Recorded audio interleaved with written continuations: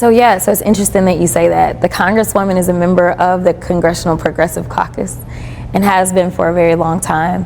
I fully anticipate that I would become a member of that caucus.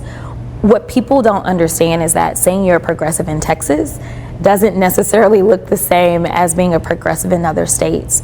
There are certain policies that I push for that make sense for my district. And so I think so long as I keep my district first, then that's all that matters. The reality is that this is probably the most African American densely populated congressional district in the country, or at least one of them.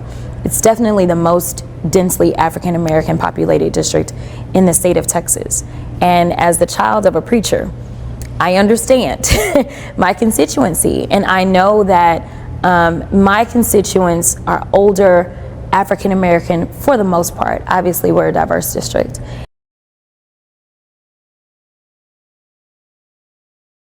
But the vast majority of them are white men.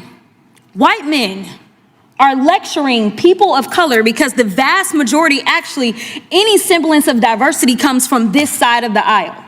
You want to tell people of color who is fighting for who?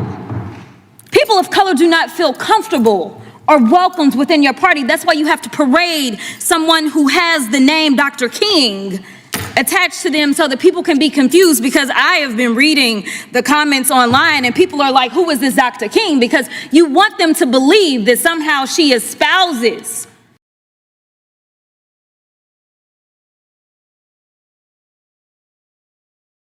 I didn't hear anything from the FBI about what was going on. And again, black people kept saying, how did we end up in this? Because the numbers are so very clear that white supremacy is a problem.